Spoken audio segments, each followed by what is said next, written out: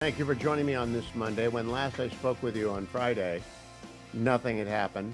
I told you that the weekend might be incredibly important, and it has turned out to be incredibly important. President Trump took a very courageous decision, the right decision to strike Iran's nuclear program. He has obliterated it, to use his term, and every successive report that comes in does seem to vindicate his description of what happened there. Israel began the day by bombing the access roads in and out of Fordo, as well as a number of IRGC sites in Tehran, as well as Evin Prison, which is a notorious, terrible prison, as well as the destruction of Israel clock that's been downtown Tehran forever, saying that Israel would be destroyed in 2040. Israel blew that up today and kind of a slap at it. So the day began with Israel bombing Iran. Then, about an hour ago, Iran let loose with a barrage of ballistic missiles aimed at the United States Air Base in Qatar. And we followed that very closely. And every one of those missiles were intercepted by Qatar, not by us, and destroyed. There's a whole bunch of angry rhetoric going back and forth between the Gulf states, Qatar, Bahrain, UAE, Saudi Arabia, saying terrible things about Iran. And it may all be kabuki because oil futures, which tell the real story of what's going on in the Middle East, oil futures have fallen sharply in the last 40 minutes since the, quote, Iran retaliatory attack, close quote, was judged to be symbolic. So they are down at $71.11 a barrel. Meanwhile, Israel has begun another round of attacks on Iran tonight. So that brings you up to speed. The day began on Monday with Israel striking Iran. Then Iran sent missiles at the United States Air Base in Qatar. Qatar shot those down.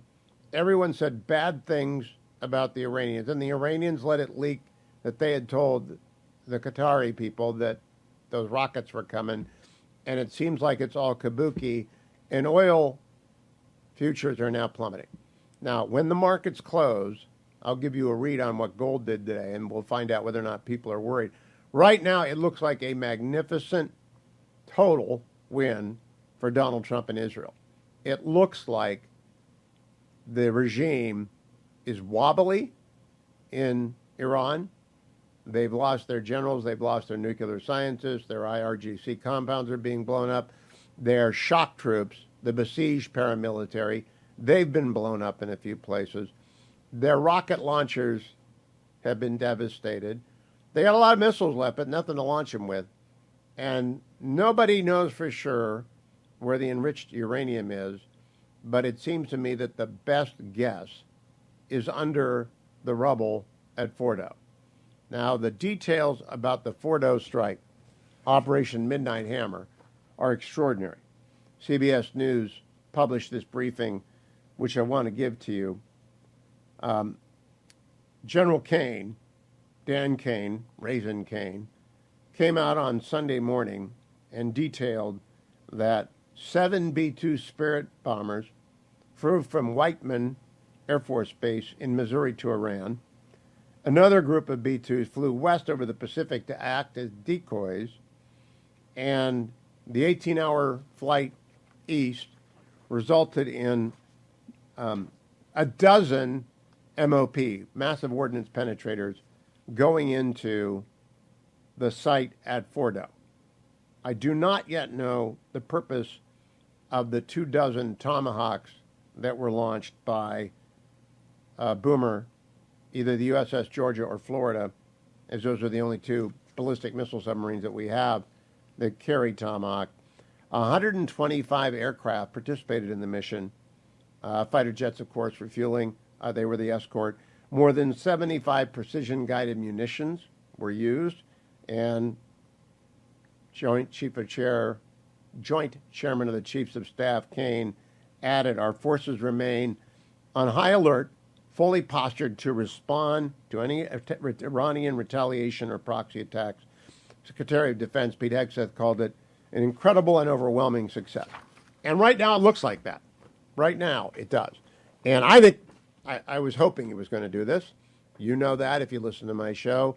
In fact, go back to Thursday night on Special Report, the night before the night that President Trump ordered the strike.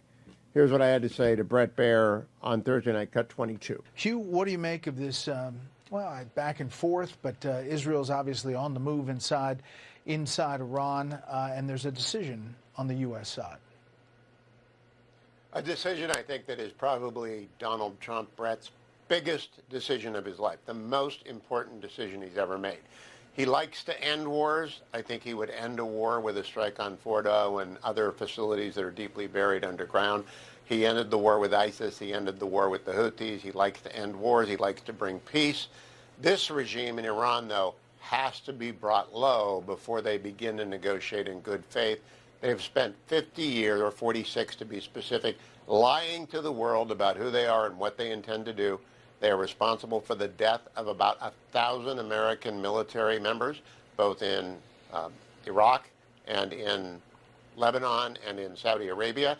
So it's an evil regime. Donald Trump has its measure, and he's practicing masterly ambiguity about when and if he's going to strike. Now, that was on Thursday night. So the masterly ambiguity, which is drawn from the old British Empire policy of masterly inactivity, the masterly ambiguity continued right through Friday night. We were out to dinner, fetching Mrs. Hewitt and I, with Tony and Denise and George and Fran, and we're talking, and I had no idea. Got home about 10 o'clock at night to check the news, and our B-2s have struck. A total surprise. They achieved surprise, and surprise is success, at least when it comes to a mission like this. I don't think Iran has a nuclear program anymore. I believe that extraordinary threat to the world has been removed.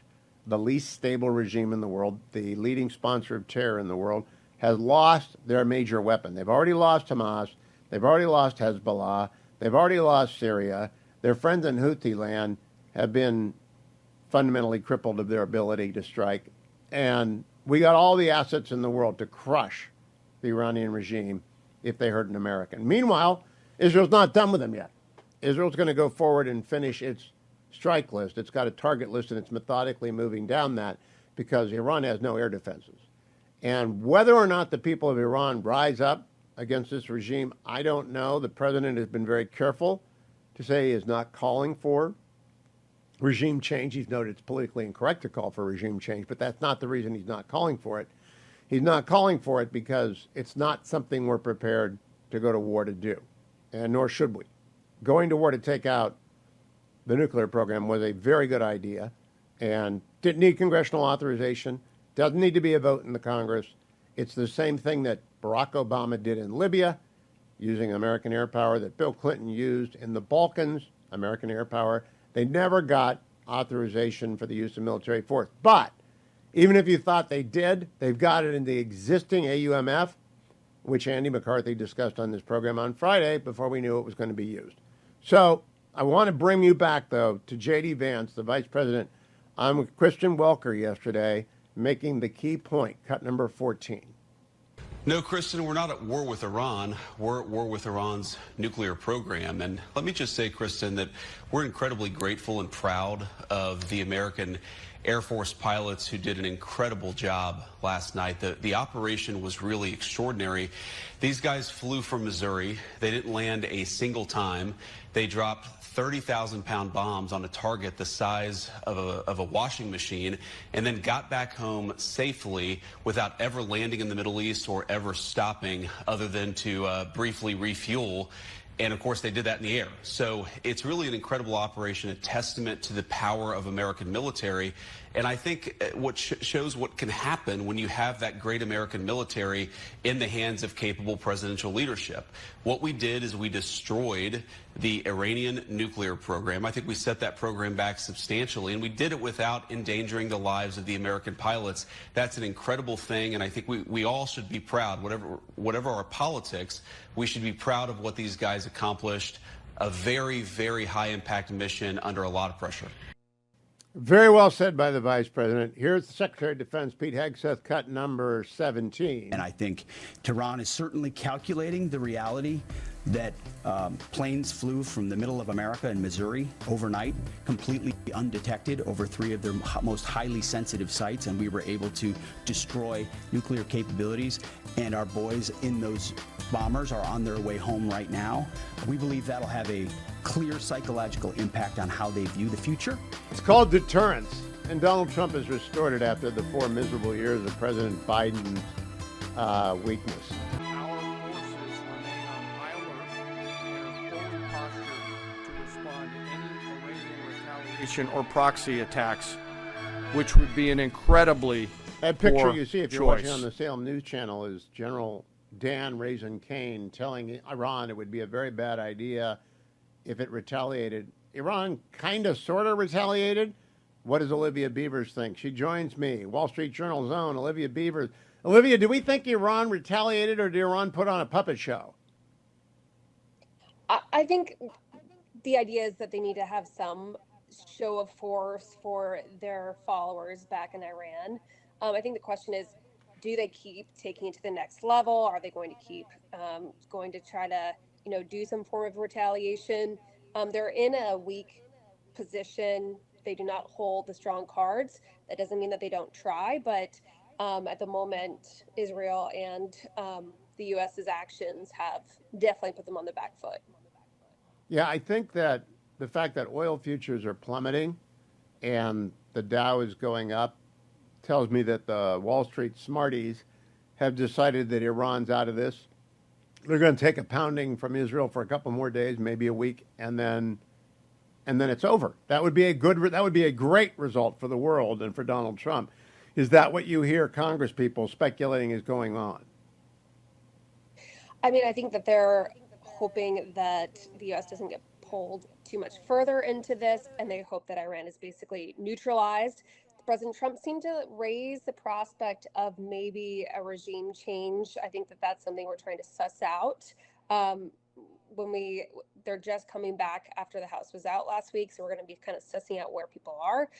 But in the House, there's a little bit of, I'm sure you've been covering it, the diverging views about whether the president had the ability to go ahead and do the strikes on the different nuclear sites. So we have multiple There are two views, Olivia. powers There's a right view, which is he has the authority. There are only two views. There's the right view, which is he has the authority as commander-in-chief, and then there's every other view, which is wrong. And if anyone says he didn't have the authority, make sure you ask him about Barack Obama in Libya and Bill Clinton and the Balkans, because those were air campaigns that went on a lot longer than 18 hours, right? Yep.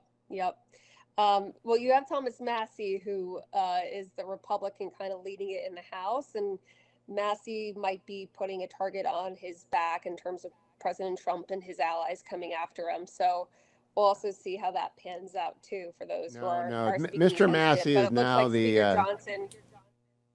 Mr. Massey, Olivia, is now the chairman of the Knucklehead Caucus. He's not a Republican. He's an irritant. He's an outlier. You would no more cite Ilhan Omar as indicative of what the Democrats are going to do as we would cite Massey. I mean, he's not really a Republican. I know he says he's a Republican, but he's not, right? He never votes for anything. I feel like he's definitely way more libertarian, if we want to put like the classification of where he is on things. And him and Rand Paul tend to be in the same group, same state.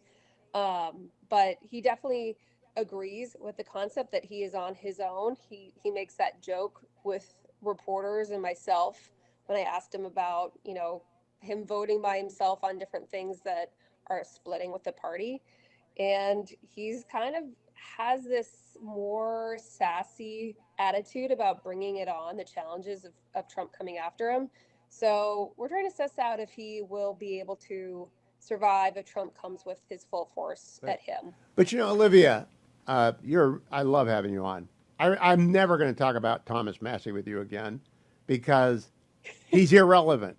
The world is actually tilting on its axis. A major world historical development happened on Friday night, and it's going to take a long time for the world to figure out what happened to Iran and what's going to happen to Iran.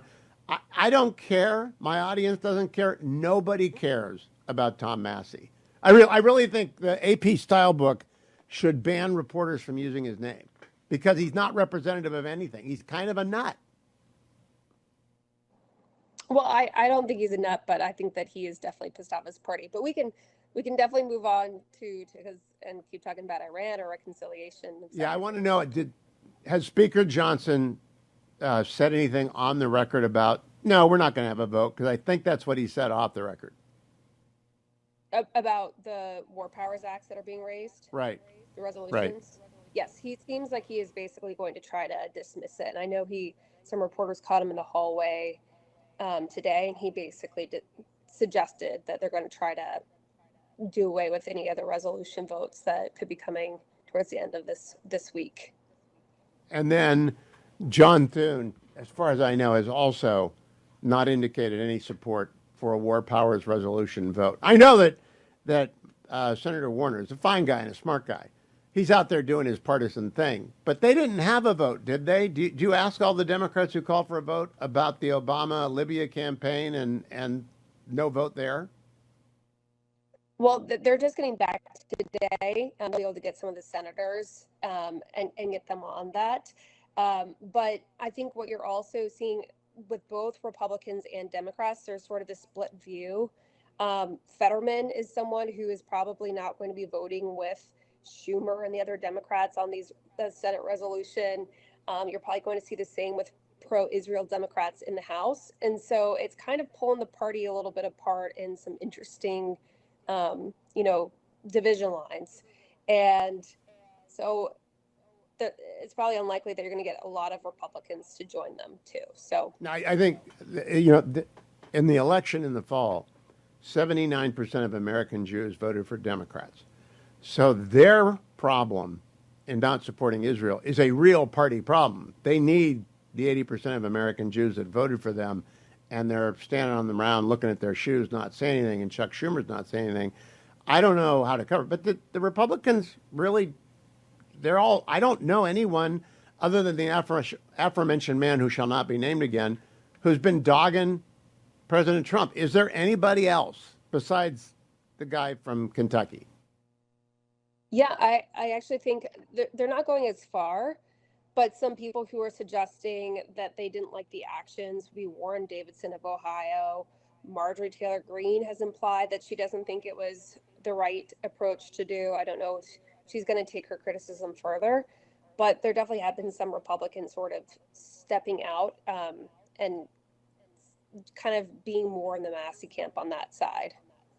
Yeah, I saw Congresswoman Taylor Greene say that before the strike. She had not said it since. Mm-hmm. I don't know Mr. Davidson at all. And it doesn't, even then, you're still one vote short of getting the 4 Republicans to desert that you need to do a war powers. I don't even know if they could do a discharge. It doesn't make any sense. 1 minute left, Olivia. When are we going to get back to the Build Back Better bill? Well, the reconciliation bill, the Senate is still going over a lot of things. The Senate parliamentarian had some rulings on different provisions in the bill that have kind of set them back, and there's a meeting today.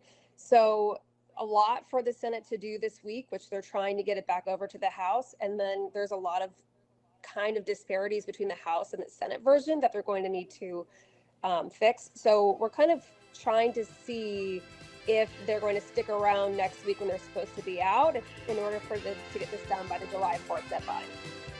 I hope next week when we talk, we've got news on that front. Olivia Beavers, good to talk to you from the Wall Street Journal. Follow her at Olivia_Beavers on X. On the Monday after a weekend of enormous consequence with Donald Trump ordering the American military to strike at the 3 sites most critical to Iran's nuclear weapons production assembly line.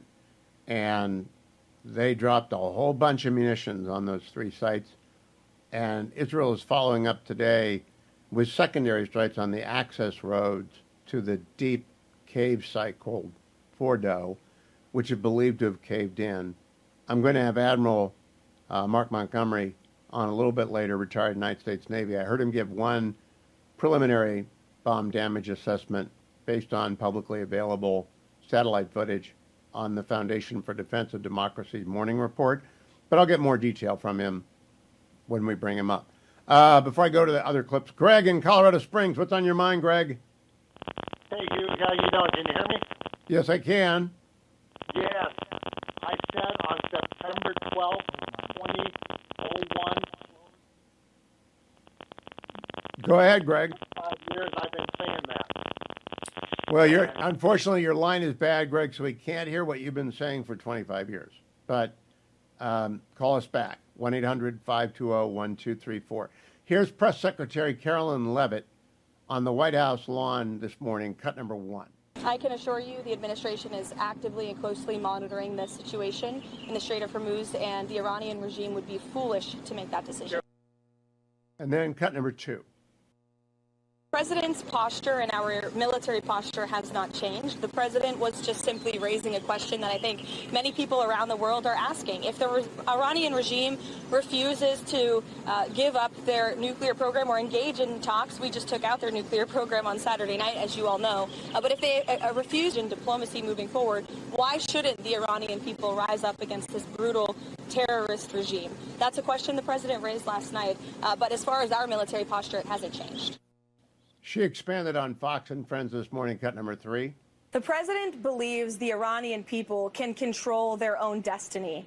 And what he said last night makes complete sense. If the Iranian regime refuses to come to a peaceful diplomatic solution, which the president is still interested in engaging in, by the way, why shouldn't the Iranian people take away the power of this incredibly violent regime that has been suppressing them for decades? And so our posture has not changed. Our military posture has not changed. These were decisive precision strikes that were successful on Saturday evening. But the president is just simply raising a good question that many people around the world are asking. So now, we're not actually on the ground trying to get the regime toppled in Iran. That is not what the mission was. The mission was to destroy the nuclear weapons program. It seems like we have done that, and it takes a while to be absolutely positively sure that we have. But the preliminary results look really good in terms of destroying the ability of Iran to break out, because Operation Midnight Hammer hammered Iran and hammered Fordo and the other 2 sites that are known. I'm not sure about the 4th site. That I'm not sure if we hit it or if we just hit the beginning of the digging of it or what, but we'll find out. Here's Secretary Rubio on Face the Nation with Margaret Brennan in response to the question of if Iran closes the Straits of Hormuz. Cut number 5. Well, I'm not going to take options away from the president. That's not something we're talking about right now in terms of being immediate. But if they do that, the first people that should be angry about it are the Chinese government, because they take a lot of their oil comes through there. So they should be the first ones that are saying if they mine the Straits of Hormuz, the Chinese are going to pay a huge price. And every other country in the world is going to pay a huge price. We will too. It'll have some impact on us. It'll have a lot more impact on the rest of the world. A lot more impact on the rest of the world. It would be a suicidal move on their part, because I think the whole world would come against them if they did that. Will the Chinese and Russians stop trading with Iran? You have to ask the Chinese and the Russians. You haven't asked Probably them? not. I mean, they're getting, the Russians are getting a bunch of these, these drones that they're using are coming from Iran. Exactly. They're coming from Iran. So I saw the foreign minister, instead of meeting with Steve Witkoff, is headed to Moscow to meet with Putin, which was a pre-scheduled meeting, which is fine. They can go meet. And, the Russians, at the end of the day, I mean, they buy drones from them. But look, this is very simple. We want to have an agreement with them, a diplomatic agreement in which they have a civil nuclear program but are not enriching and don't have weapons-grade material or weapons-grade capabilities laying around. That's that simple. That's our interest here. Understood. Who they trade with, who they deal with, those are other topics. Our objective here is very straightforward. They're not going to have a nuclear weapon. They're not even going to get close to a nuclear weapon. They're not even going to be in the neighborhood of a nuclear weapon, because these people are dangerous. This is a radical Shia clerics who run that country, Yes. and they are the source of all instability in the region, all of it. Without And you're Iran offering and to this negotiate. regime, All of there it, is no all of it. And Marco Rubio, well said, Mr. Secretary. Well done, Mr. President. I'll be right back with more clips from this weekend. Next hour, Senator Tom Cotton joins me. I'll continue to bring you headlines as they develop from the Middle East. But thus far, Iran appears to have taken some shots at us, but they didn't hit anything, and maybe they didn't intend to. Every president since George W. Bush, and maybe Bill Clinton, have said Iran may not have a nuclear weapon, and all options are on the table. The president who meant it was Donald Trump. And Donald Trump acted on Friday to destroy what has been a 22-year effort at least by the Iranian mullahs to obtain a nuclear weapon. 22 years and probably $500 billion in sunk costs, and the regime has nothing to show for it except a probable radioactive cellar full of enriched uranium in Fordo and Ifshan, if I'm saying that in the Tons. They have got a lot of enriched uranium, but they haven't got any means of making it into a weapon, and they can't stop the Israelis from bombing wherever they want. They can't stop us from bombing them from Missouri. Now, Senator Cotton, who will be along later, did give voice to one fear, and that is cut number 10. Unfortunately, they do have a right to be concerned. As you said, Joe Biden had a wide-open border policy for 4 years. We know that terrorists tried to enter our country. Iran has a long history of terrorizing America going back 46 years, to include here in the United States. All right, so I'll talk about sleeper cells a little bit later with Senator Cotton, but we had a great week for America and for the West. A great weekend for people who love freedom and a very bad weekend for people who hate it. A great weekend for people who want America to be a superpower and to deter forces of malign intent around the globe. Terrible weekend for Islamist terrorism.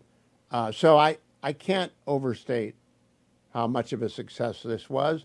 Puts Donald Trump into the history books as one of the equal of any other decision by a president in the post-World War II age, the equal of any other one, because we're not going to be looking at Iran, like North Korea, armed to the teeth with nukes, and impossible to control, and very likely to use one of those nukes against Israel. That's not happening. It's never going to happen.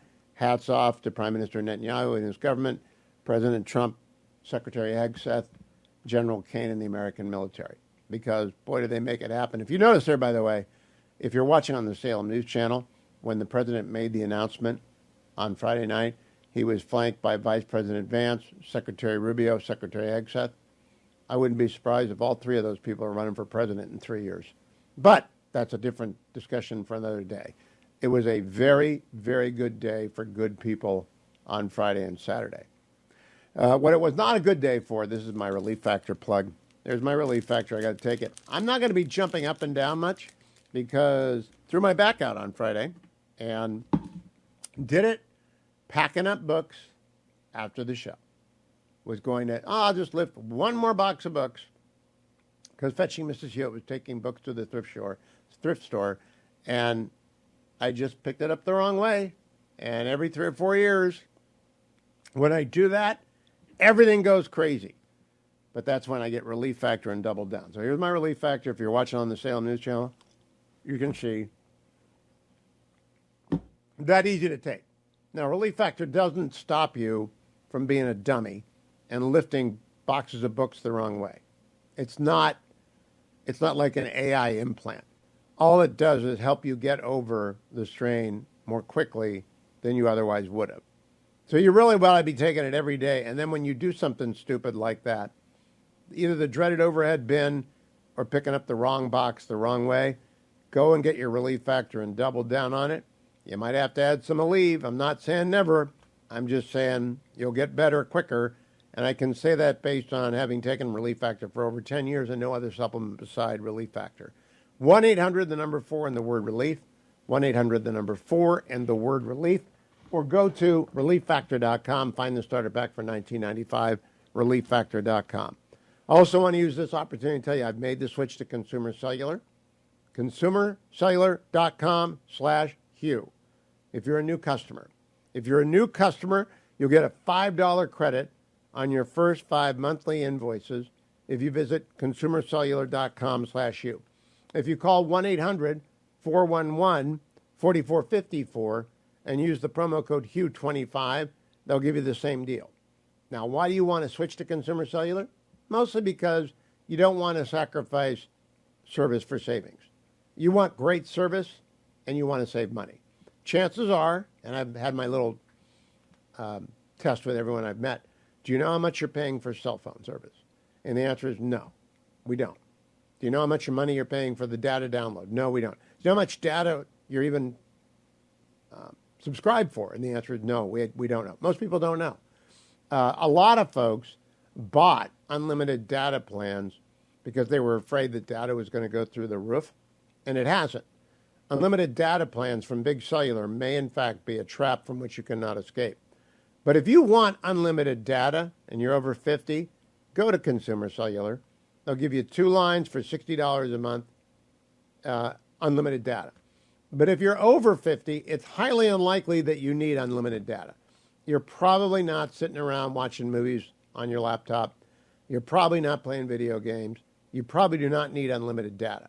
What you need is to call Consumer Cellular, 1-800-411-4454, 1-800-411-4454, and tell them, Hewitt told me to call. My code is Hugh25. What is my best choice? And what you keep your number, keep your phone, get a new device, get a new phone, move your data over, leave your data behind, up to you. Because Consumer Cellular is on your side. You do not have to give up service for savings. Have both with consumercellular.com/you. And then finally, I want to tell you that my friend Rhett Rasmussen liked Dwayne's line on Thursday that besthotgrill.com is hotter than an Iranian oil field. And that was before we knew how hot photo was going to be.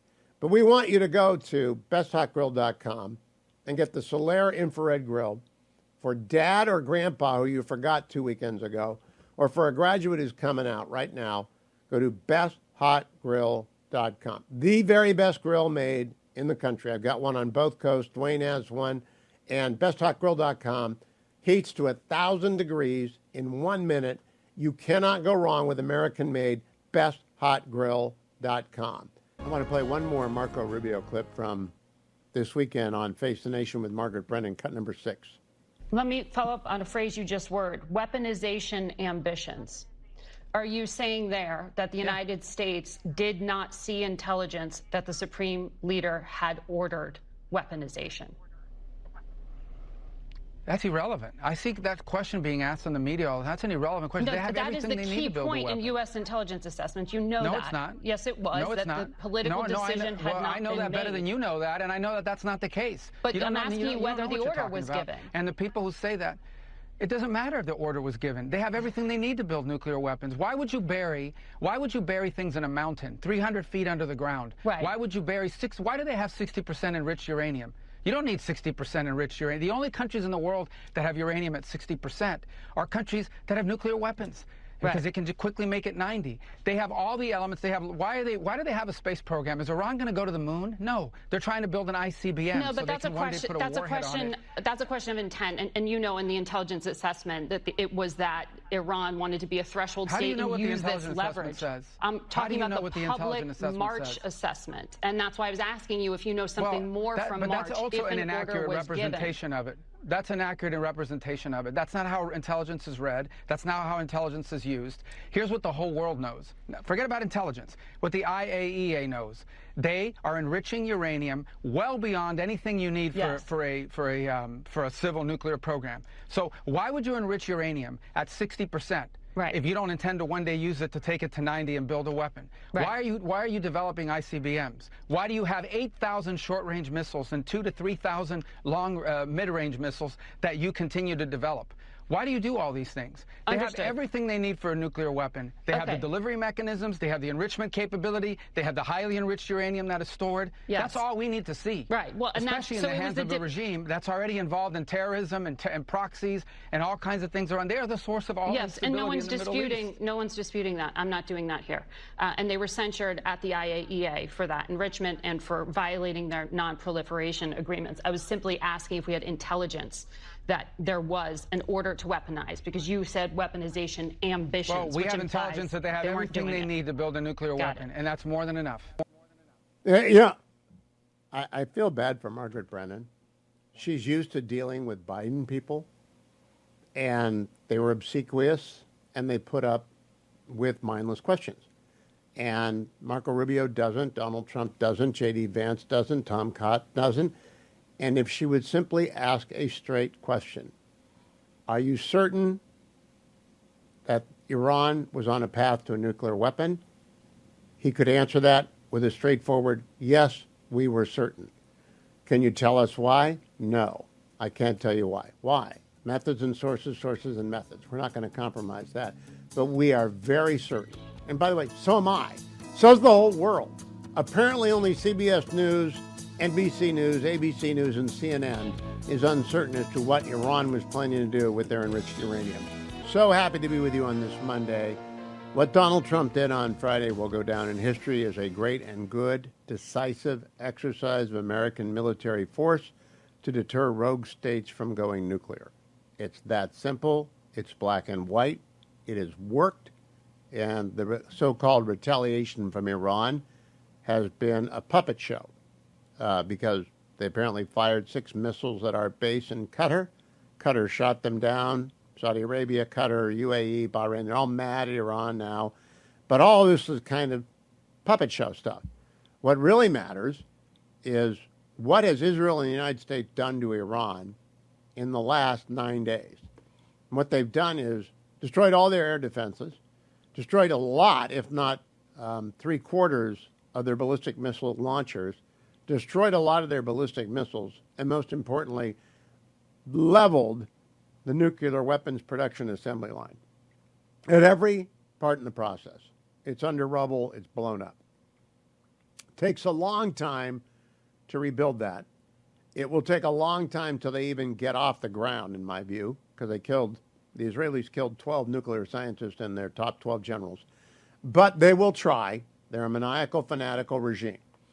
But apparently the Ayatollah is not crazy, because he did not do anything yet that will summon the wrath of Donald Trump again.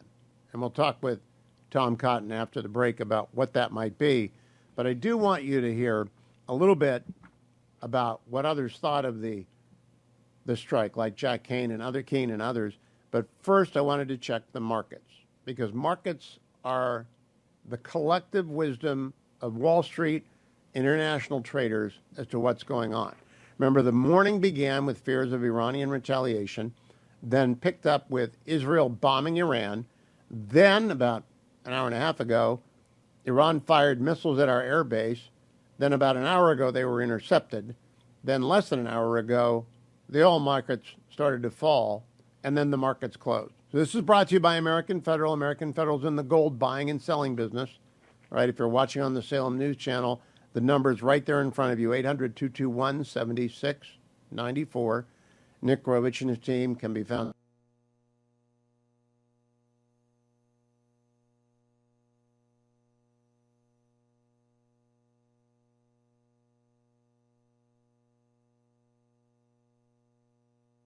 Well, Chris, that's gold ultimately went going up. to be the president's.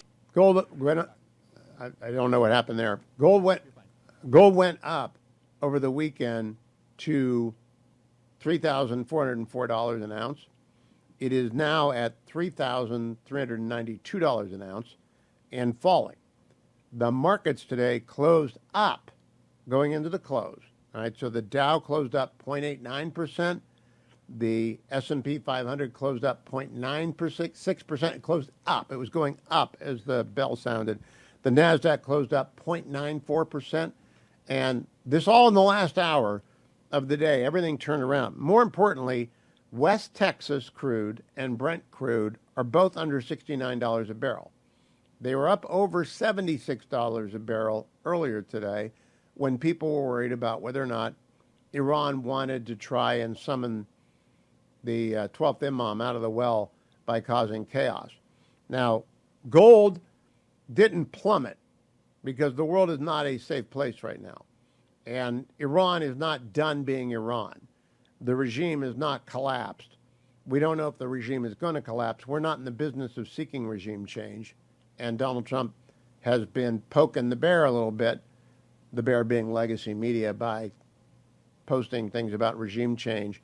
But what he and Prime Minister Netanyahu have said is what everyone with a brain knows, is that the Iranian people hate this regime by overwhelming majority. They hate it, they hate it, they hate it.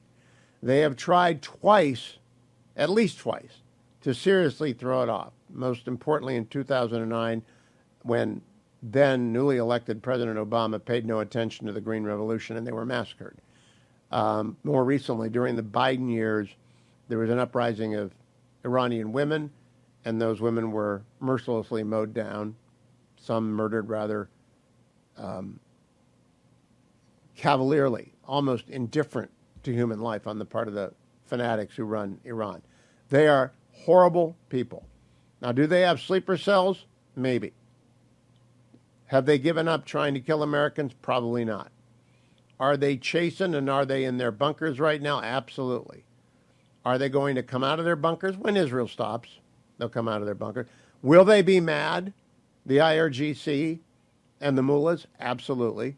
Will they try and kill and hurt Americans? Absolutely. They've killed more than 1,000 Americans over the last 46 years that they've been in power. Men and women in the military. That doesn't count for civilians. They've committed acts of terror all across the globe. They've subsidized proxies who are indifferent to human life. They're behind 10/7. So what has happened since 10/7, the massacre in Israel, the invasion of Israel by Hamas from Gaza? What has happened since then is Israel has methodically taken down Hamas, Hezbollah. Syria fell. They just fell on their own with a little push from Turkey, and now they're busy taking apart the regime's critical military infrastructure in Iran. Doesn't mean that there'll be an uprising. Doesn't mean that there won't be an uprising.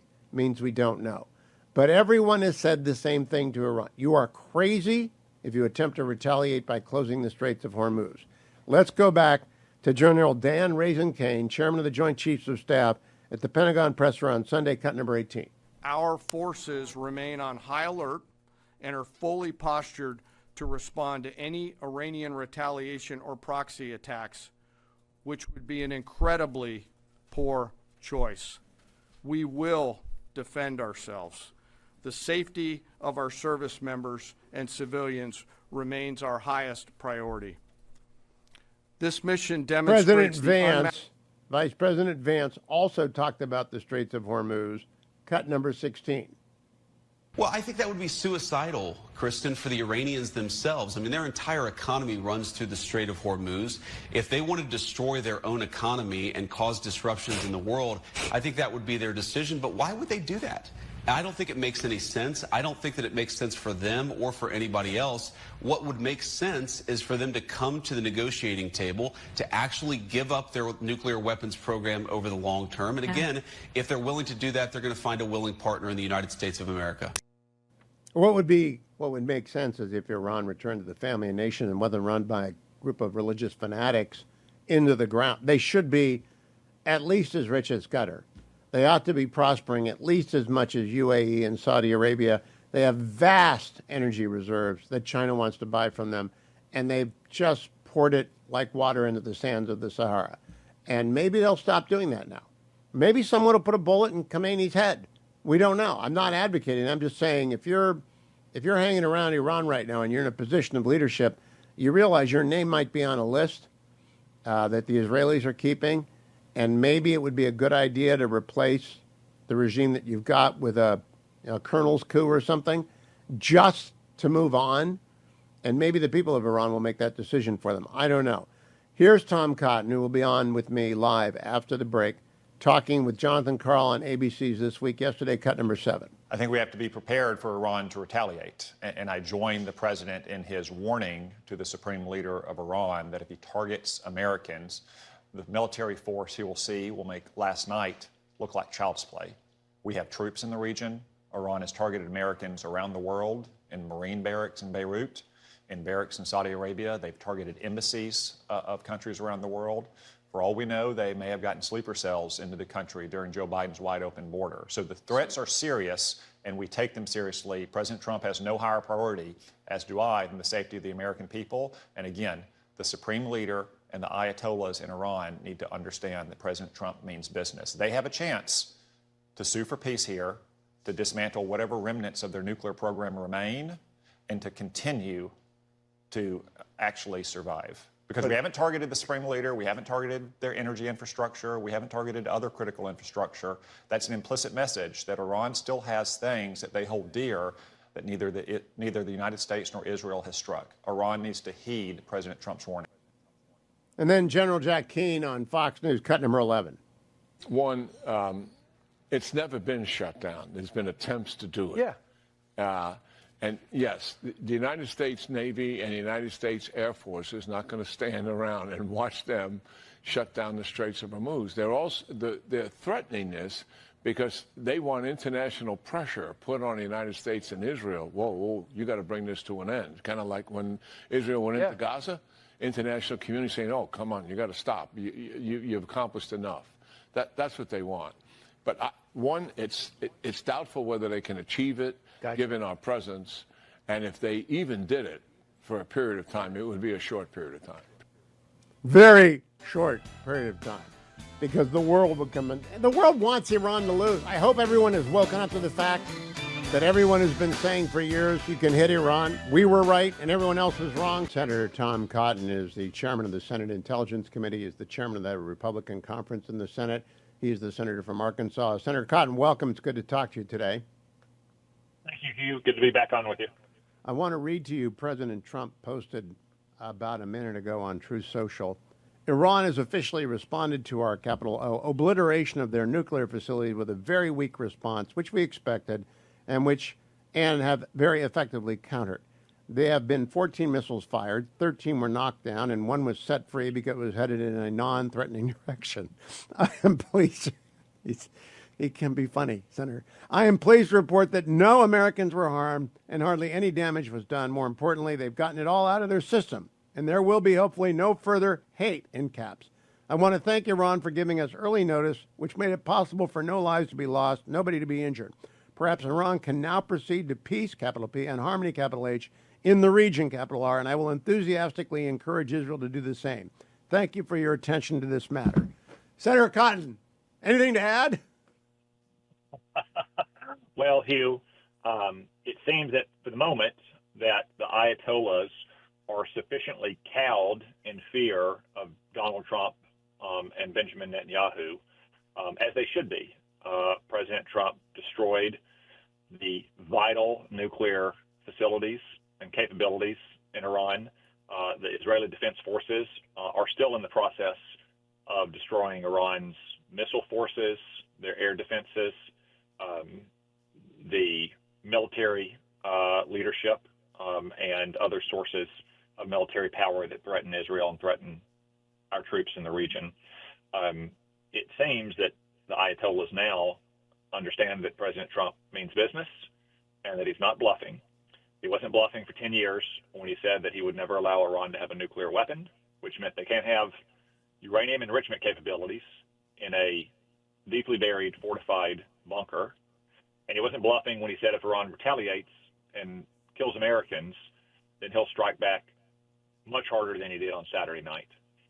This Iranian strike at our air base in Qatar earlier today had all the hallmarks of theater and just an effort by the Ayatollahs to mislead their own people, to lie to them, to save face with them.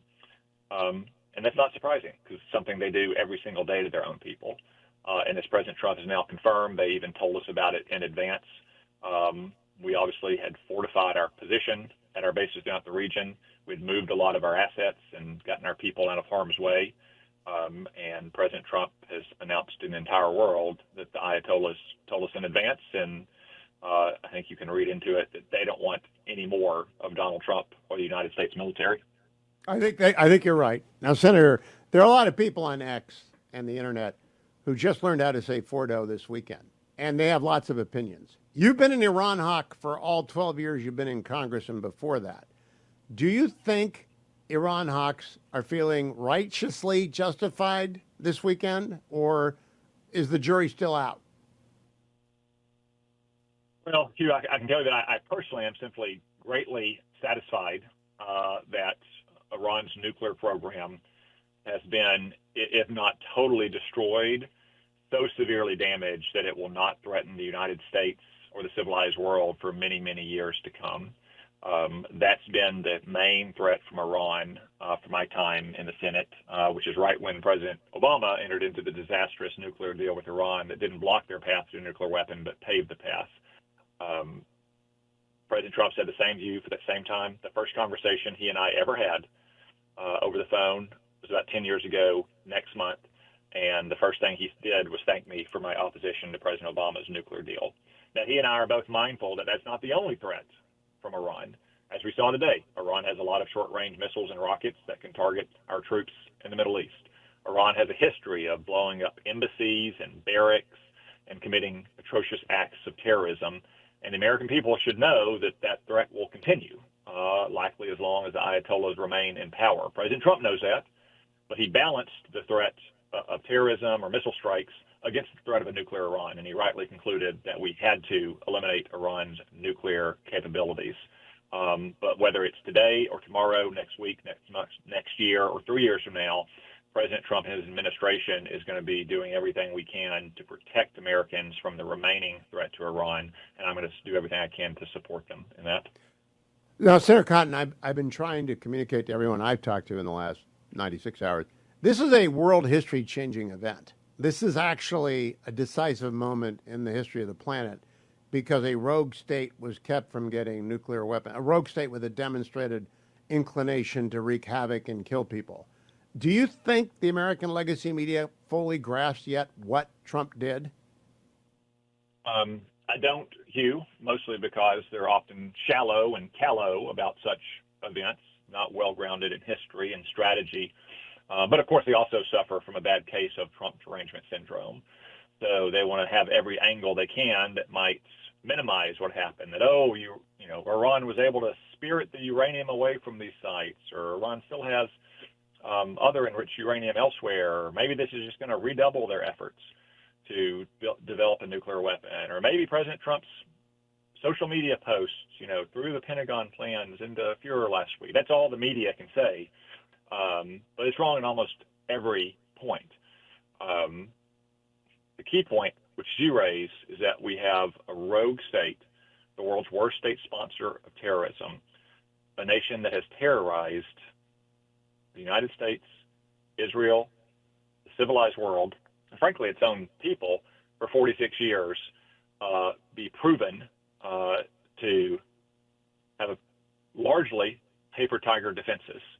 Israel, not just over the last 2 weeks, but last year in the spring and the fall when Iran struck Israel, was able to decimate their air and their missile defenses. They've laid waste to Iran's military over the last 14 days. And our incredibly skillful and brave troopers were able to obliterate these deeply buried fortified bunkers, even though Iran knew it was possibly coming. I think, again, it's just a testament to the skill and bravery of our troops and the strength and steadfastness of President Trump's commitment that Iran never get a nuclear weapon. Now, Senator, on the weekend, you told John Carl, it's possible there are sleeper cells here. The border was wide open for 4 years, and I agree with you. Do you think Iran realizes, do they know that Donald Trump will react to an attack by Iranian agents on our homeland the same way as he would have attacked to a successful strike against American military personnel today? Do you think they have that message too? Hugh, I feel even more strongly about that at this hour Monday afternoon than I did Sunday morning. Not a commentary on Donald Trump's resolution, about which I have no doubt, but on the thought process of the Ayatollahs. The regime and its leaders has not always acted in a rational way, safe to say. In fact, they've even had suicidal tendencies at times in 46 years. But after today's strike, which was telegraphed in advance, intentionally targeted at a base where Iran probably knew they weren't going to harm any Americans, it suggests to me, as it does to you, that the Ayatollahs now understand that Donald Trump means business. He is not bluffing. And any Iranian terror attack anywhere in the world that harms Americans would likely be met with a devastating response. I agree, and Senator Cotton, I'm glad that you do too, because you're actually the chairman of the Senate Intelligence Committee, so you're in a position not to use anything that shouldn't be used, but to confirm an inclination I think a lot of serious people have. Senator Cotton, thank you for joining me. I have to reread President Trump's message, his truth, because I laughed, involuntary laugh, when I read it for the first time fresh to Senator Cotton because it had just landed. So I'm going to read it again slowly. President Trump, minutes ago, at 3:59 p.m. East Coast time. Iran has officially responded to our obliteration of their nuclear facilities with a very weak response, which we expected and have very effectively countered. There have been 14 missiles fired, 13 were knocked down, one was set free, in quotes, because it was headed in a non-threatening direction. I am pleased to report that no Americans were harmed and hardly any damage was done. Most importantly, they've gotten it all out of their system, and there will hopefully be no further hate. I want to thank Iran for giving us early notice, which made it possible for no lives to be lost and nobody to be injured. Perhaps Iran can now proceed to peace and harmony in the region, and I will enthusiastically encourage Israel to do the same. Thank you for your attention to this matter. You know, he's picked that up now, and it's a signature phrase, but I just finished a column for Fox, which will post tomorrow morning at 5 a.m. So look, there are a lot of, since the turn of the century, indeed going back 50 years, there are a lot of famous lines in American national security and foreign policy, such as Jimmy Carter telling the graduates at Notre Dame, we have to get over our inordinate fear of communism. Ronald Reagan, Mr. Gorbachev, tear down this wall. This will not stand. George H.W. Bush to Saddam after Saddam invaded Kuwait. George W. Bush, I can hear you, and the people who brought down these buildings will hear from us soon, too. That was a great line.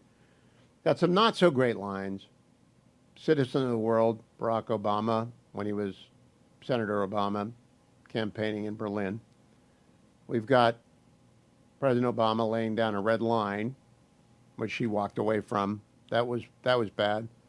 We've got President Biden saying there'll be no helicopters lifting off of embassies right before the Afghanistan collapse. That was pretty bad. But now Donald Trump has an entry in the Hall of Fame. Good entry. They should have done the deal. It's pretty simple. They should have done the deal. They should have done the deal.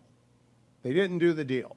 Now, I don't know if Iran can survive, whether or not the people of Iran have had it, and whether they're going to take up arms or mass protests of the sort that rocked Iran throughout 1978 when the Shah was still the Shah, before he died, and before he fled in 1979, first to Mexico, I believe, then to the United States when they took hostages, then to Egypt where he died. And the regime has been crazy from the day that Khomeini took it over. It's been crazier still since Khomeini got there. But their sunk costs are so enormous. Now, the problem with sunk costs is when you spend a lot of money, for example, trying to fix a lemon. Hey, Generalissimo, are you around?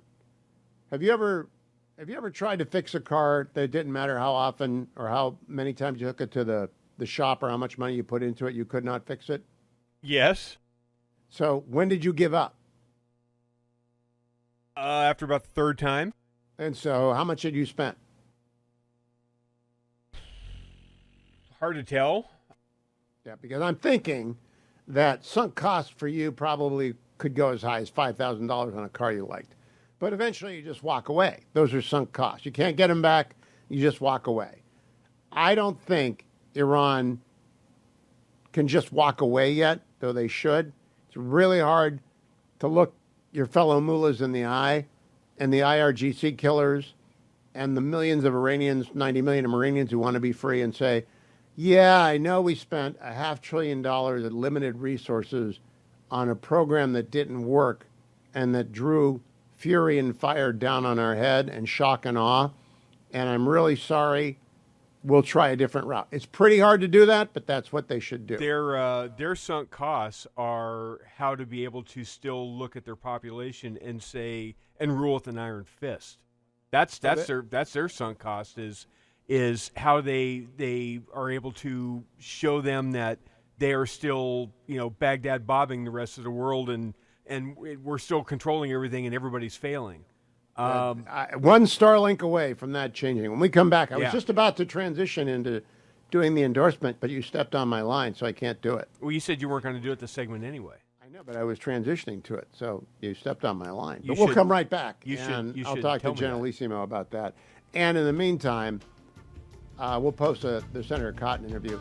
The sunk costs are enormous, but the mullahs of Iran have got to realize there is no upside in pouring good money after spent money and spent lives. Executive editor of the Free Beacon and co-host of Getting Hammered podcast, Vic Mattis, joins us. Vic, it's good to see you. What was your reaction on Friday when you heard that President Trump had ordered the B-2s to take out the Iranian nuclear weaponization program? Hello, Hugh. It was both a feeling of surprise and relief. People kept on stressing this 2 weeks and seeming to interpret it as Trump making some final decision after 2 weeks and saying, okay, I will now decide to bomb or not bomb, these sites in Iran. That was one concern. And the second thing is the longer that dragged on, the greater the chances, our experts and analysts said, that he would not go ahead and do this, because as they like to push this idea that Trump always chickens out, that only, I think, pushed Trump more to make a decision earlier, which he did. So it was definitely a sigh of relief from me, because this had to be done, and the sooner the better. I was really surprised, though, what had happened as soon as it did. I know that, and you had mentioned as well, Hugh, that B-2 stealth bombers had left Missouri from Whiteman Air Force Base. And so I said, okay, well, something's afoot.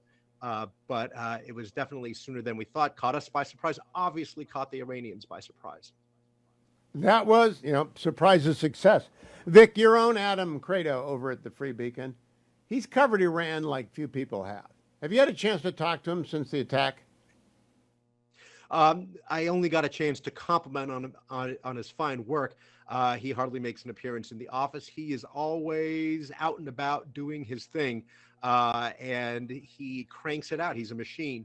He has a ton of sources. He's been with the Free Beacon, I think, from almost the very beginning, around 2012 or 2013. So it's no surprise that he comes out with these stories. I mean, this is all he does. He lives it and breathes it, and even when he sleeps. So he's really the man for the moment, if you will. Yeah, I'm waiting for Adam Credo's BDA, bomb damage assessment. I don't really care what anyone else tells me. I guess I'll care what Admiral Montgomery tells me next hour. But when Adam writes it up, I'm going to believe it. Has he done that yet? Has he given you a clue about what he thinks they got and what they didn't? He is working on it, as a matter of fact, Hugh, as we speak. We're expecting a couple pieces to come in either later today or tomorrow, and we'll have a fuller sense of what the extent of the true damage is. But from what a lot of people are saying, of course, it was fairly extensive at Fordo, and I'm not so sure about there's all this talk about trucks having escaped from the plant before the strikes took place. There's a good chance that it's all buried there on the beneath the mountain. Yeah, Vic, I think about Adam and other serious reporters. They don't say things in haste. I don't understand the Sunday shows yesterday. We should have had a celebration. I mean, across the spectrum, left to right. Yeah. Everyone has said for 25 years, Iran can't have a nuclear weapon, and Trump made it so. And yet we have the left wing losing their mind on air. No, that's exactly right. If you were good about it, if you think about some of the Democratic congressmen, like, former Democratic Congressman Adam Kinzinger, you think about John Bolton, who had, broken with Trump, or you think about Senator Fetterman from Pennsylvania, and Josh Gottheimer, New Jersey. They took a good stand and they said, differences aside, Trump did the right thing and the world's a better place for it.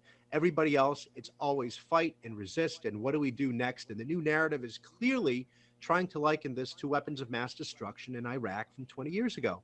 And that's what they're almost hoping for, I think. So that's what, they all got the talking points, it seems, because again, as you were mentioning, this should be a moment where they should be able to celebrate and salute. And instead it's, I don't know. I think he just about made things worse. And now we don't know. And terrible things are about to happen. And it looks like it's not a clear-cut mission accomplished here. And so you can blame Trump for that. When no, that is not clearly what happened. He definitely made the world a better place. I mean, you think about the chancellor from Germany.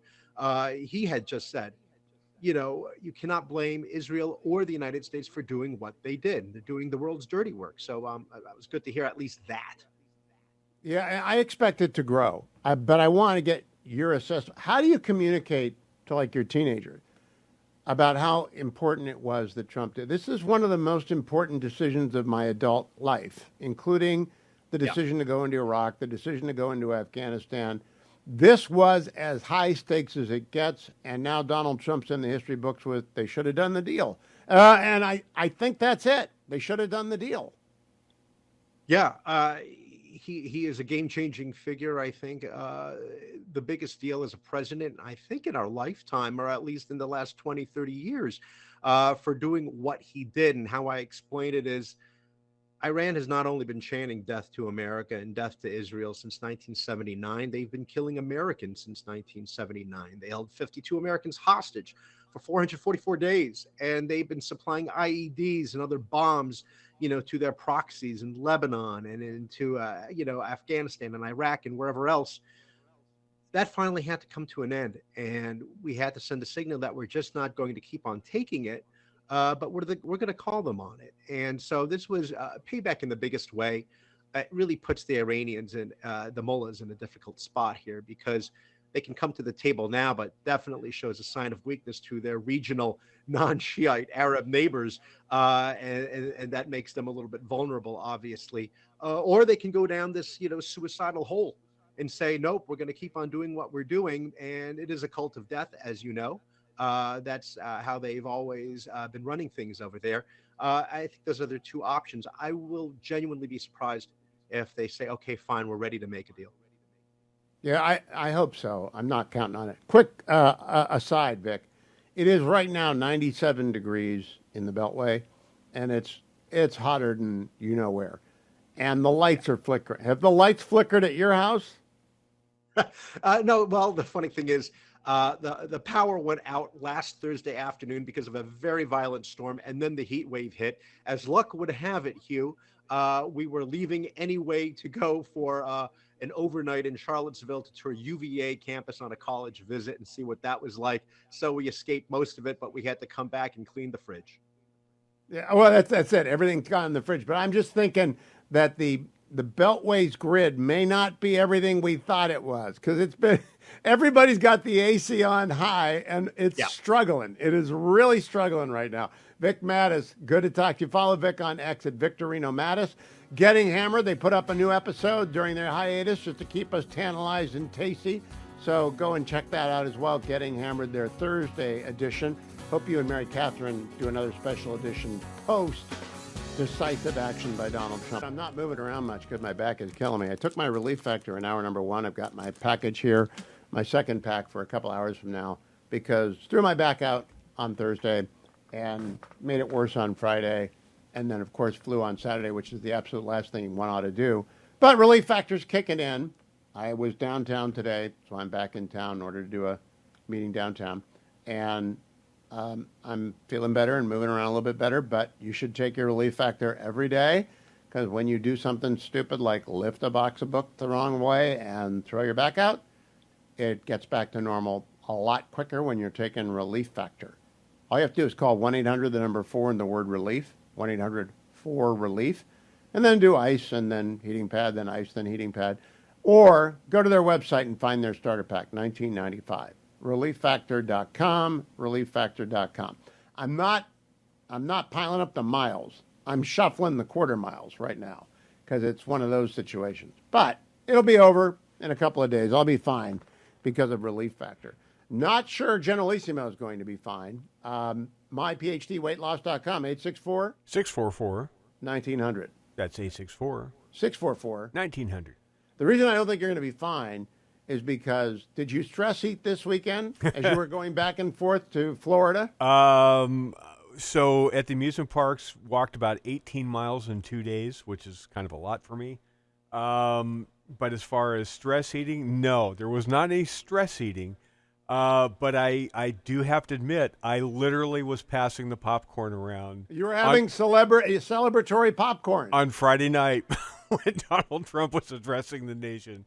We had a bag of popcorn, and I went, oh, there's no way we're not going to celebrate with popcorn. MyPhDweightLoss.com Which does is not approved. allow Yes. popcorn. It does not. For the weight loss side, it's not allowed. If it's the maintenance side, whatever little. You're really good at this. You should be an ass. I should. I'm saying if you're going to eat popcorn, whatever mulligans you have, you spend them all on popcorn. Yeah. And then you can't have anything like that again for the next week. So basically, those 19 or 20 miles you walked at the parks in Florida in the heat and the sun? I basically completely obliterated it like an You obliterated it? like an Iranian Obliterated nuclear site. it? Yes. Do you think, have you worked out on a new line for BestHotGrill.com? Oh, yeah. It gets hotter faster than the place Ali Khamenei stayed last night. We don't know that. We're not trying to kill him. We're not trying to kill the Ayatollah. Absolutely not. But Wouldn't be prudent. but we want his head on a swivel, don't we? No, we wouldn't be prudent. Not going to do it. Not going to say it. But myPhDweightLoss.com does work. 864-644-1900. No drugs? No drugs. No shots. Dwayne lost 50 pounds 2.5 years ago and kept them off. Here's what I have to tell you. The Supreme Court handed Donald Trump another victory, which I'll cover after this, but I'm joined by Admiral Mark Montgomery, United States Navy retired, from the Foundation for the Defense of Democracies. Admiral, I listened to your breakdown this morning with John and Shanzer, and I would love for you to repeat it, your damage assessment from publicly available sources as to the efficacy of the American strikes on the Iranian nuclear weapons acquisition program. Yeah, thanks, Hugh. That was a good discussion I had with John Shanzer.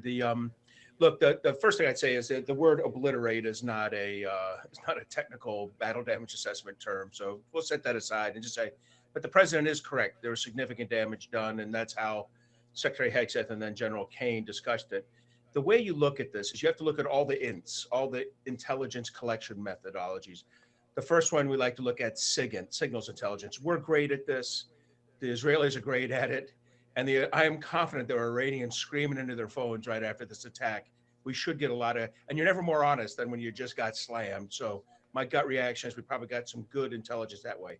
The second one's imagery intelligence. We're world class at this. You can see it. We're so good at it that now our commercial products are, and you're showing Maxar right now, can put this out and people like you and I can just look at it. On that imagery intelligence, I'll tell you right now, you can see the 6 pinpoint entry sites for 2 each of a massive ordnance penetrator. So 12 massive ordnance penetrators dropped from a B-2, as you show there in the graphic, onto Fordow plant.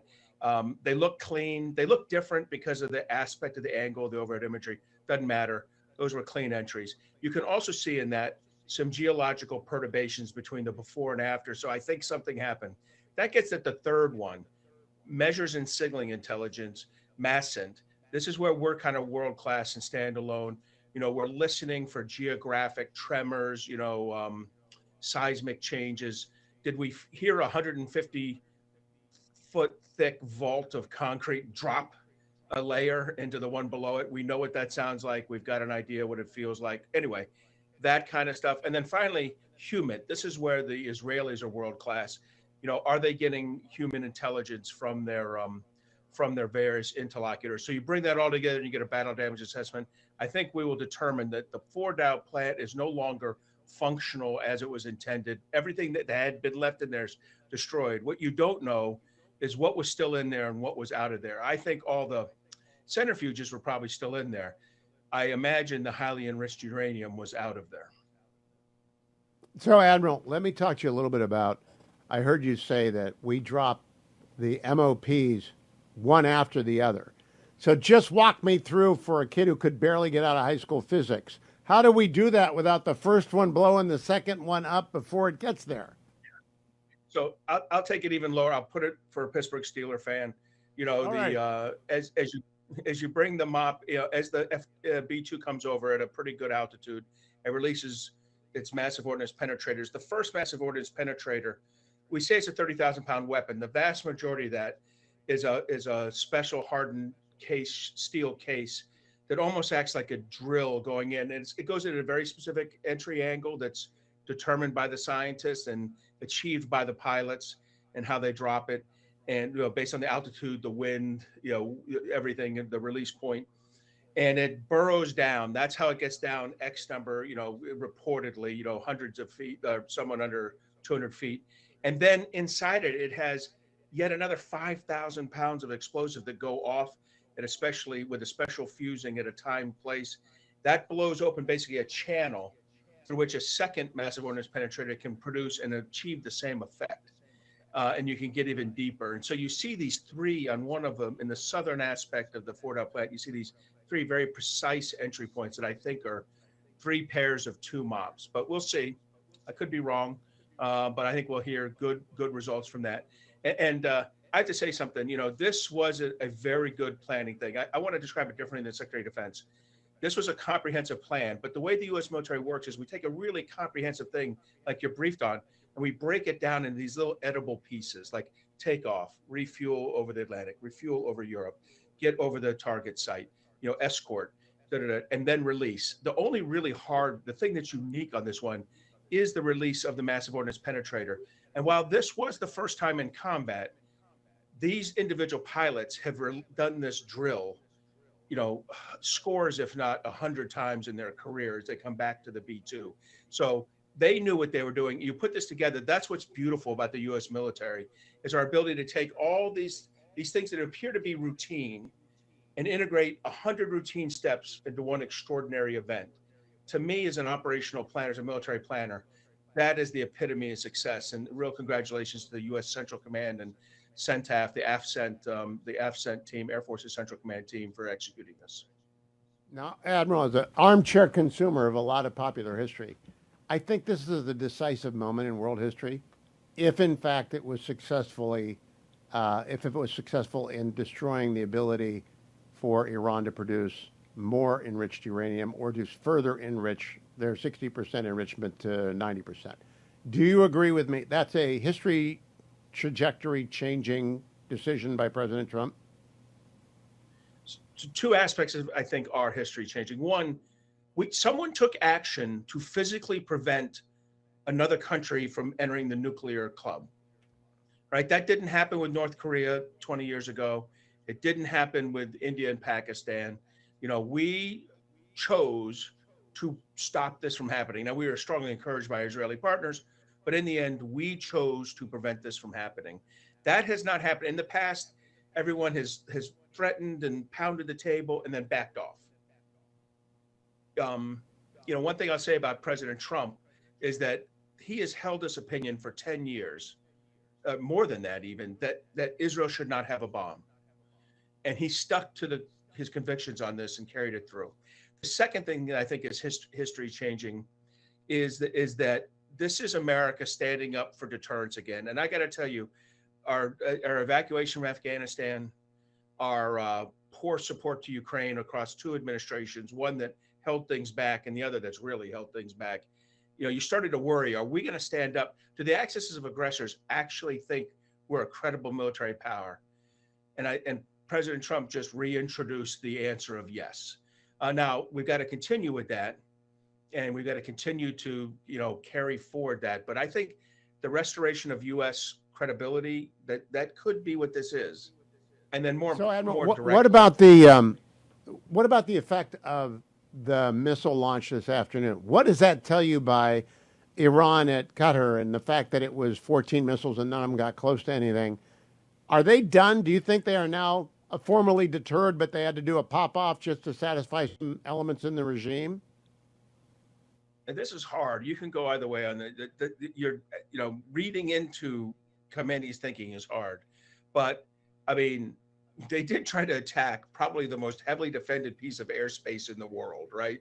Al Udeid Airfield, Patriots, THAAD, Aegis ships, the F-16s, F-32s, F-35s, and F-15s themselves with counter drone and counter cruise missile capability. That was not the place you're going to get through with 10 to 14 weapons. You were going to need to launch 100 and get a little lucky. That's not what they tried to do. So it's hard to read into that, Hugh. That was a weird. I don't believe that they would do it just to do it, but maybe I'm wrong, and that's all that was. But it was never going to get through, and it didn't. Now, last question, Admiral. We are not talking regime change, nor do we have the assets in the region to affect regime change. I don't think Israel's thinking about it either. Do you think there is a realistic chance that the Iranian people themselves can act against this regime, weakened as it is by the strikes of the last 8 days? So in conditions where the regime wasn't nearly as badly impacted as it has been now, they have risen on their own, right? You know, we can remember back 10 years ago when they put their back up. So there's a chance, and they have to be. The regime has failed. On the one thing they said was a must-do for them, work this nuclear program, they finally got the U.S. to knock it out. So I think that it's not a non-zero chance. I don't think we should be in the business of pushing it. I think Israel needs to be careful. Israel needs to be much more worried about striking missile launchers right now and knocking down the threat to Tel Aviv, because that's a closer run thing than attacking Al Udeid or a regime change right now. So in my mind, regime change, if it happens, it's got to happen because the Iranian people want it, not because Benjamin Netanyahu wants it or Donald Trump, who's made it pretty clear that's not his business. His business is and has effectively been secured, stopping the nuclear program where it was on Friday. Next time, we'll talk about what we've learned about uranium isotopes. My friend Poneman tells me we can track these everywhere. So I'm hoping you'll know where it is next week when we come back. Admiral Mark Montgomery, follow him on Mark C. Montgomery on X and at the Foundation for the Defense of Democracy. It is 98 degrees in the Beltway. Bethany Mandel is in the Beltway. She's the author or co-author, co-founder of the Mom Wars Substack. Bethany, are your lights going on and off like mine are in Virginia? Please don't jinx me. My face is like melted off. Hopefully I don't look too terrible. No, I'm pretty nervous about the lights now that you say that, because that happens every time we have a heat wave. Yeah, you can feel the infrastructure of Northern Virginia buckling under the AC load because it's 100 degrees. And in my home too, I keep getting notices that there's something wrong with my air conditioner. I'm like, no, there's nothing wrong. It just can't keep up. Thanks for reminding me. So Bethany, let's go to the most important thing. What was your reaction to the strike on Friday night? And I'm going to tell you what I listened to that has most been moving for me. What was your reaction Friday night? So I had a bunch of my kids' friends over, and I got the notice on my phone, and we just started screaming and dancing. It was, I had no doubt that President Trump was going to do this, because ultimately Iran is a threat to America. He's been saying it for over 10 years. He knows that Iran cannot be allowed to have a nuclear weapon. And unlike every other president before him, he actually does things. He doesn't just say things, kind of like moving the embassy to Jerusalem. He doesn't just say things, he does things. And so I had no doubt that he was going to do this. And I'm so relieved that that he had the buy-in of everyone, from Marco Rubio to Pete Hegseth to JD Vance. Everyone understood this existential threat that Iran posed to Americans. And I hope this, ridiculous little baby strike in Qatar was it, and we'll move on, and hopefully we'll have crippled their nuclear capability. Bethany, I listened to Danielle Hartman and Yossi Klein Halevi on their podcast, which is, for heaven's sake, now Dan Senor has picked it up, and they're my age.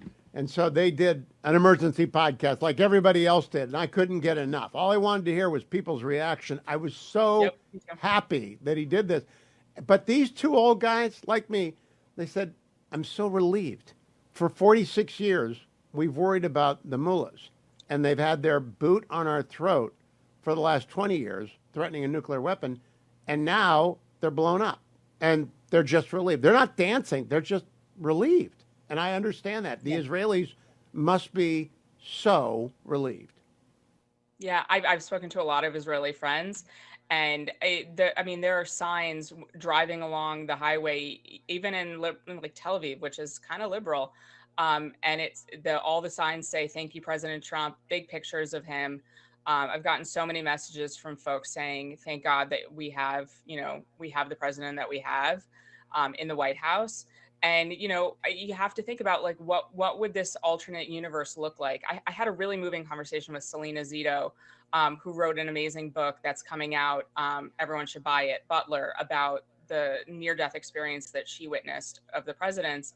And she shared with me when we talked on the phone the other day, like this was, in her estimation and mine as well, that was a God moment. And we've talked about this on the show a lot too, that God saved President Trump that day. And I think this is one of those instances where we see why. I agree. And by the way, John Podhoretz, hardened old cynical John Podhoretz, Right. is talking about providential interventions in history. But I do think now we turn to one of my favorite subjects, bagging on legacy media. They missed the moment this weekend. This is a world history changing moment. As Admiral Montgomery said just before you came on, first time in human history where we acted to stop a country from acquiring nuclear weapons. First time it's ever happened. And our legacy media is intent on somehow casting doubt on the success of the mission. It's astonishing. I think that we need to recognize that there may or may not have been one female who flew one of the planes. Let's get to the bottom of that. The New York Times is on it. Even Fox News is on it. We have to know, was there one female? That's the most important story, according to the New York Times. There might have been a female. But do you think that nobody has any learning, that they don't even understand what just happened? Because I need Victor Davis Hanson to give me an analogy. I have trouble coming up with an analogy for a one-day operation in the post-World War II era that has been as decisive in its consequences as this one.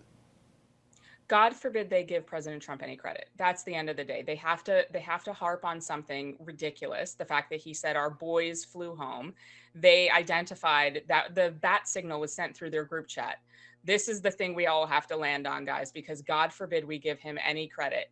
And, there were some Democrats who did give him the credit. John Fetterman did. There was a pretty good statement from Jackie Rosen, senator from Nevada. It's not universal, but I saw, by and large from progressives and Democrats and from the mainstream media, all of those three things are the same, that they're just trying to find something to harp on instead of just giving him credit where it's due. Now, even if we take Trump out of the equation, did anyone set up the importance of this relative to history? Like we got John Meacham out there and Evan Thomas and Doris Kearns Goodwin. We got a lot of popular historians, or Victor Davis Hanson, who could sit down and say, this is actually a very big deal, what Donald Trump did. And it was not without risk. If they had shot down a B-2, God knows what would have happened, right? That would have gone to the Chi-Coms right immediately. Can you imagine if we had this paradigm on D-Day? Like, they would have been analyzing, like, did the soldiers ordered by President Trump climbing up the sand in Normandy, did they step on any turtle eggs? Like, that's the equivalent of what they're doing right now. It's really disappointing because this is a really historic moment, and they're missing the mark. Okay, now my last question: how long do you think you stay abreast of Israeli media better than I do? How long do you think the Israeli aerial campaign goes on? I'm hoping for at least 2 more weeks. 2 more weeks to completely reduce the strike power of the mullahs, because I don't think we can topple the regime. That's up to the Iranian people. Yeah, I agree. I mean, I think a lot of this is in the hands of the Iranian government. If they keep on sending a rocket a night, the exhausted fury of the Israeli people will not allow this to be the new normal. They have to stop sending nightly rockets. My friends are delirious. I have never seen people as tired as my friends with children living in Israel. You told me that last week. I haven't stopped thinking about them because I just can't imagine my 4 grandkids and getting them up 3 times in the middle of the night to go put them in a room. And Aviv Reddy-Gur told me on Thursday or Friday, he just moved all the kids into the safe room so that they don't have to move them So he's lucky that he has that. There's a lot of people who have to run their kids into the stairwell or down to the basement or across the street. You're right. There is going to be a demand. Now, last question. I actually heard Yossi and Daniil compliment Bibi Netanyahu yesterday, and it's the second time Yossi's done it. They still have the ability to do that in Israel, to compliment someone you don't like politically when they do something that is in the interest of the nation. Do you think America will ever regain that? No, I don't. I think that ship has sailed. I wish that it weren't the case, but this was sort of the litmus test, and they're all failing it very, very spectacularly. Yeah, they are. It is unfortunately true. Bethany Mandel, always good to see you. Everybody go to the Mom Wars Substack and follow Bethany at Bethany Shondark on X, and the Mom Wars on Substack. Thank you, Bethany. I'm Hugh Hewitt on an important day. It is the Monday after a Friday act by Donald Trump that will go down as perhaps the most important decision of his presidency, almost certainly unless there's a crisis out there that we do not anticipate, because Iran appears to have blinked. That's good. Israel has not blinked. They're still hammering Iran because Iran keeps sending missiles at Israel. So if that happens, they're going to keep hammering Iran until they stop sending missiles at them, because the whole deal was to degrade their nuclear weapons capacity, and that's now gone to zero from what it was, and to degrade their ballistic missile program. And they have fully advanced that by destroying a lot of launchers. Now, that's not a long-term solution to the Iranian problem, because they can build more ballistic missiles and build more launchers and try and overwhelm the Arrow system, David's Sling, the future laser that's coming online, the Iron Dome. Meanwhile, but it did buy time for Israel to keep improving their air defenses and to keep improving. Evidently, there are some secret weapons out there that nobody knew Israel had, and that's why there are a dozen dead Iranian nuclear scientists who were asleep in their bed whenever it is. All I can think of is Guardians of the Galaxy. And do we have Guardians of the Galaxy music? I'm hooked on a feeling.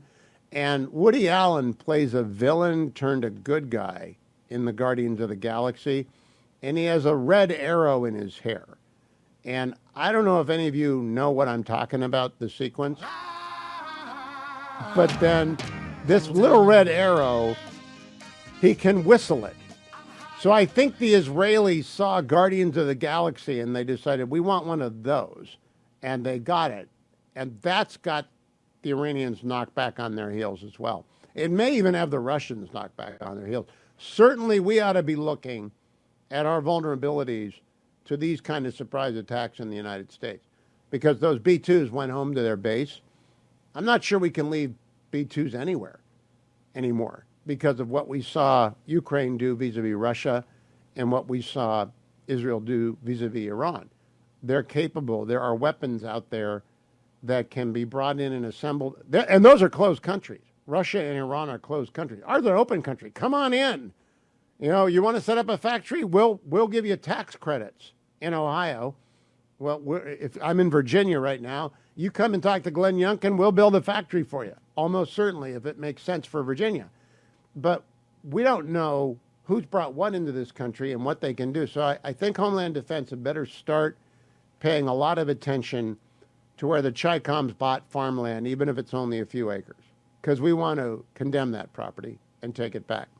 Also got to tell you, my friend Glenn was over for dinner last night, and he brought me some baseball cards from the Congressional baseball game. Like, I've got Majority Leader Scalise right here. If you're watching on the Salem News Channel, I've got that. I've got Joni Ernst, who has a very good batting stance, if you ask me. Right? And I've got Eric Schmidt, senator from Missouri. Looks like he knows how to hold a bat. But then he gave me two, which are pretty funny. He gave me Nelson and Eric Swalwell. Okay, so Eric Swalwell and his little boy are ready to play baseball. Now, why do you think Eric Swalwell put Nelson in the picture? To prevent nice guys like me from telling you anything about Eric Swalwell. So I'm not going to. And then this is not shoeless Joe Alex Padilla. It's clueless Joe Alex Padilla, looking absolutely clueless in a Dodgers uniform. I'm not even sure what this face is. It's like he had an appointment with ICE. Is that as close as it comes? So that's his ice face? That's his ice face. I don't know. And if you're watching on the Salem News Channel, Alex Padilla. But what I really want to point to is on the other side of all these cards is Vanda Pharmaceuticals. Now, I don't know what Vanda makes.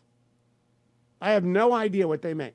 But whoever at Vanda Pharmaceuticals said, hey, boss, let's spend, I don't know, $5,000 and make baseball cards of everyone playing in the annual Republican-Democrat baseball game. Because you know what's never going to get thrown away? The baseball card with Vanda Pharmaceuticals on the back. Like they're going to keep 100 of these in every office of every member who played in that game. I don't know what Vanda Pharmaceutical makes. I don't know what they need from Congress. All I know is somebody deserves a bonus at Vanda Pharmaceuticals. Somebody ought to get a check for thinking up how to get their card into every member's hand in a way that they will never throw it away, and they'll always remember Vanda Pharmaceuticals. Do you know what Vanda actually makes? What do they make? Central nervous system disorders like schizophrenia and bipolar drugs. Well, they're going to actually never get banned from that business because they did the baseball card. Although my studio is nice and cool, I am in the Beltway, and there's an extreme heat warning here, and it will stay in effect until 9 o'clock tonight. It's about 100 degrees outside, and the humidity's up there. And it covers parts of Virginia, Maryland, all of the district. And it's why no one should live here ever. It's why Jefferson and Hamilton did us dirty. This is why everyone leaves in the summer that can, and some people can't. But I know that the relief factor pitch I'm making to get out there and walk, it's going to fall on deaf ears because there's nobody going to go outside and exercise today. But if you were going to do that, you would want to take relief factor. If you're looking on the Salem News Channel, look at this little packet. All you need is right there. Icarian curcumin, resveratrol, omega. Make you feel better. If you listen to the beginning of the show, I managed to throw my back out on Thursday lifting boxes of books and made it worse on Friday. So then I flew on Saturday, which is exactly what you shouldn't do. And I've been shuffling around, starting to come back, doubled down on the relief factor, working wonders. It always does. But nevertheless, when you do something stupid, you pay the price, which is why you have relief factor on hand. Call 1-800, the number 4 and the word relief if you want to give it a try. 1-800, the number 4 and the word relief. I'm talking to you, Coach. 1-800-4-RELIEF. All you have to do is tell me where to send it. Or go to relieffactor.com, relieffactor.com. Find the starter pack, $19.95 for a 3-week, less than $1 a day. Set of Relief Factor welcome packs. And you'll see that I'm been completely serious for 10 plus years. Only supplement I take, and it does work. Now, I did send Harley the pictures of Alex Padilla and Eric Swalwell. Can we go to those pictures, Harley? There's Alex Padilla. If you're watching on the Salem News Channel, you'll see that he's got, how would you describe that game face, Dwayne? Is he angry? Is that his mad face? No, I don't think that's angry. I think that is, why don't they know who I am? Doesn't anybody realize I'm a senator? No, that's, you know what that is? That's his Barbara Boxer face. That's it. That's it. Do you know who I am? Please call me Senator. All right, let's go to Eric Swalwell and his young son, Nelson. And he put Nelson in there as a human shield against commentary, so I'm not going to do any commentary. I will, however, say, if you put up Vanda Pharmaceuticals on the other side there, I sent the other. That didn't open. Okay. Vanda is got a president and CEO whose name is Mihail Polymeropoulos. Irish guy, obviously. Yes. Mihail Polymeropoulos, MD. Polymeropoulos. How'd you say that? Polymeropoulos. I got pretty close. Well, you didn't even say Mihail. I didn't have to. Mihail Polymeropoulos. I think its Twitter handle is just at Polymeropoulos. To make it easy. And you know, they're headquartered here in the District of Columbia, and they do great things, by the way. They make all the psychiatric drugs, but they also do MS drugs. They do a bunch of different drugs. Of course they're headquartered in the Beltway. Tell me a pharmaceutical company. No, most of them are in Pennsylvania. Most of them are outside of Philly. Oh, they all have offices. I didn't say that. They all have offices, but their headquarters, Vanda Pharmaceuticals, is right here in the Beltway. And I just want to say to Mihail Polymeropoulos, Dr. Polymeropoulos, find out whoever came up with this idea to put Alex Padilla on a baseball card and send them a bonus today. Because I've been around here I've been here since 1981, off and on, for years at a time, for months at a time, for weeks at a time. And I've seen lobbyists do all sorts of things, do all sorts of reach outs, make connections in a variety. I've never seen anything this brilliant, and maybe they do it every year. I can't wait for the View trading card set. Yeah, it's going to be, it's a magnificent set of baseball cards, and I thank Glenn from the bottom of my heart for giving me an Alex Padilla baseball card, which nobody ever anywhere asked for, and I don't think Does it actually have Padilla's name on the card? Yeah, Alex Padilla, CA Sen. That's the only thing in D.C. with Padilla's name on it. That's it, and it's going to be the only thing in California because he could be a senator for 40 years and no one's going to know who he is because he got appointed. And it's a blue state, and it's like Chris Van Hollen. All right, I got to do the quick update on the Supreme Court case because I promised you I would. Supreme Court handed down a case in the matter involving deportation of illegal aliens to third countries, not their own. And a district court judge had enjoined it and said you can't do that without a whole bunch of stuff, and stayed the United States from deporting illegal aliens to third countries, not their country of origin, when their country of origin would otherwise not accept them. And the Supreme Court today vacated that stay, and Justice Sotomayor is very mad, and Justice Kagan and Justice Brown Jackson added their names to the dissent, which I think Justice Sotomayor called it a gross something or other, and she's mad. She's mad because 6 justices no, this is actually national security, political question. We're not going to do this. We're certainly not going to allow a district court to stay the national security decisions of the President of the United States absent full briefing and a hearing, and we're not going to let you do it at the district court. We're not going to let you do it at the First Circuit. So they vacated that. Way to go, Department of Homeland Security. That now makes, I think, President Trump 11 out of 13 at the Supreme Court. So you bet that way in the majors, you get to stay in the majors. More importantly, he beat Iran this weekend. And I keep coming back to this because you might not have noticed if you just watch legacy media. A major world history altering decision was made by Donald Trump, the best decision and perhaps the most difficult decision of his life because it was very high risk. And it may not yet be over because the Iranians are fanatics and they may have sleeper cells and they may want to kill some Americans. And if they do, Donald Trump is going to hammer the hell out of them. Pardon my French. And they know that. So they did a puppet show today. They sent 14 to 20 missiles at Qatar, which, as Admiral Montgomery said, is the most heavily defended airspace in the planet, intending that they were indeed knocked down or missed or set free, to use President Trump's very funny line, to go off wandering towards, I don't know, the forlorn quarter of Saudi Arabia, whatever they call that part of the desert that no one can go to, in the Sahara. All I know is I think that regime is scared to death. I think Khamenei is scared to death. I think the IRGC is looking up at the sky every day. I think they're sleeping in the basement, and that won't matter if the Israelis come for you. Ask both Sinwar brothers. Ask Mohammed Diab. Ask Nasrallah. Ask the guy who was in the guest quarters in Tehran. Wake up, Iran. Put down your cards, put down the gun, and walk away. Now, I do a market report in the second hour of the program every day for American Federal. This is not that, although I still love American Federal, and I think you ought to call Nick Grovich today, 800-221-7694, if you want to buy or sell gold. This is not that. This is a second market report because I'm watching. The market is telling me what Wall Street and international monetary systems think Iran is going to do. So the market going into the close was going up, and in the 2 hours since the it's 2 hours since the close, the markets continue to go up. The Dow is now up in after hours trading about 0.94%.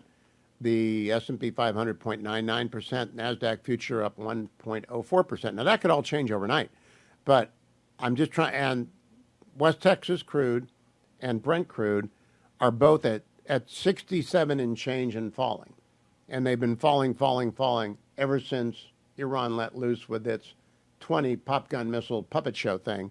Gold.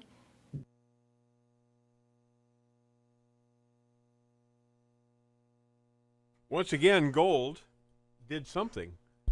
You will return in just a minute. But if you want to find out what Okay, he's back. I'm back. Apparently, the Beltway Power Company's back on. It's not my studio. It's the entire Beltway is moaning and groaning under. There I go again. You're still on. Dwayne, are you back on? Yes, I'm still here. All right. I want to make sure people know we are having intermittent power disturbances in the Beltway. We are waiting on bated breath for what gold did. It's kind of. Gold is at $3,384 an ounce. It's down $10, so it's falling. So the markets are saying, and Nick could tell you this too, Nick Grovich at AmericanFederal.com. The markets are saying they think this is over. Israel might pound Iran for a few more days, but the markets are saying they think the Iranians have thrown their cards in, and that they're getting hustled out like Robert Shaw in The Sting at the end of the movie. Everything's happening too fast, and they just want to get out of the card game. And the Iranians appear to have thrown in their hand and are trying to get out of this. They're getting Joe Biden.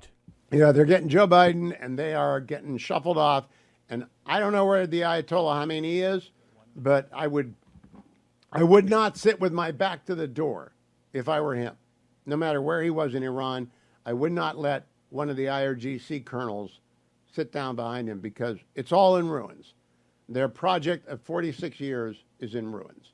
And their death to Israel clock has been blown up, and their IRGC barracks have been blown up, and their besieged barracks have been blown up. They might hold on to control. We don't know. We're not talking regime change. We're not sending in troops to do anything like that. But what Donald Trump did on Friday is a world historical moment. You ought to remember where you were when you heard about it, and you ought to thank your lucky stars that Donald Trump is our president and not Kamala Harris, or this would not be going in the right direction. We might have another nuclear power on our hands. The worst state on the planet wanted nukes. And Donald Trump said no, and he backed it up.